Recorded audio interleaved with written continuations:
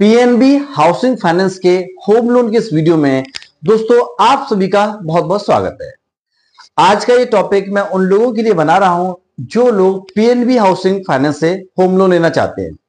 तो दोस्तों जब भी आप होम लोन लें या कोई भी आप लोन लेते हैं तो आपको बेसिक जानकारी होना चाहिए कि आपकी ब्याज कितना लगेगा, कितने समय के लिए लोन लिया जा रहा है, आपका चार्ज कितना लगेगा, लीगल टेक्निकल का चार्ज कितना है, लॉगिन फीस का चार्ज कितना है, इस तरह की जानकारी आपको होना चाहिए। तो चलिए अब हम स्टार्ट करते हैं आज का ये टॉपिक। तो सबसे पहले मैं आपको बताना चाहूंगा कि पीएनबी हाउसिंग फाइनेंस में जो होम लोन है वो कौन कौन सी लोन आपको मिल सकती है। तो दोस्तों होम लोन क्या क्या होती है कि परचेस लोन मतलब खरीदने के लिए, आप अगर घर खरीदना चाहते हैं तो उसको परचेस लोन बोलते हैं। Purchase loan, construction loan, purchase plus construction मतलब प्लॉट खरीदना फिर उसको बनवाना, that is called purchase plus construction. इसका एक नाम और है जिसको हम कंपोजिट लोन के नाम से भी जानते हैं।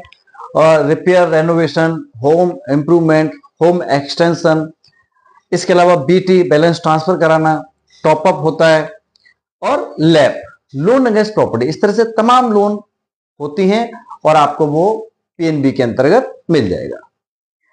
तो चलिए अब हम स्टार्ट करते हैं कि ब्याज कितना लगता है इसमें, आरओआई क्या है, क्योंकि सबसे बड़ा खेल तो आरओआई का होता है, रेट ऑफ इंटरेस्ट। तो दोस्तों इसमें जो आरओआई लगता है 8.50 से स्टार्ट होके 11.25% तक होता है लोन अमाउंट का, और ये डिपेंड करता है आपके सिबिल स्कोर के ऊपर। और मैं आपको यह सजेस्ट करना चाहूंगा कि हमेशा अपने सिबिल को अच्छा मेंटेन करके रखें। आपका सिबिल जितना अच्छा रहेगा उतना सस्ता आपको लोन मिल जाता है।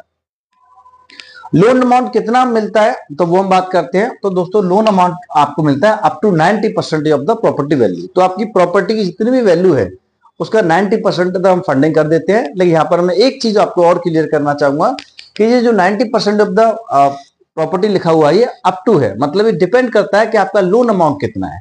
अब मैं आपको बताना चाहूंगा कि मान लीजिए आप 1 लाख रुपए से लेके 30 लाख रुपए तक का लोन लेने के लिए जाते हैं। आपकी प्रॉपर्टी कॉस्ट है मान लीजिए 30 लाख और आप लोन भी 30 लाख का लेना चाह रहे हो। तो आप 30 लाख का अगर लोन लेना चाहते हो तो बैंक वाले या एनबीएफसी वाले, कंपनी वाले आपको मैक्सिमम 90% ऑफ फंडिंग कर सकते हैं।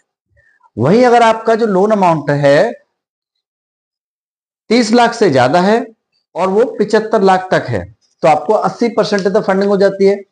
वहीं अगर आप 75 लाख से भी ज्यादा अगर आप लोन लेते हैं तो आपको 75% की फंडिंग हो जाती है। एग्जाम्पल के लिए आप 1 करोड़ रुपए की लोन लेना जा रहे हो तो 1 करोड़ रुपए की लोन में बैंक या एनबीएफसी आपको मैक्सिमम जो लोन देंगी वो देंगी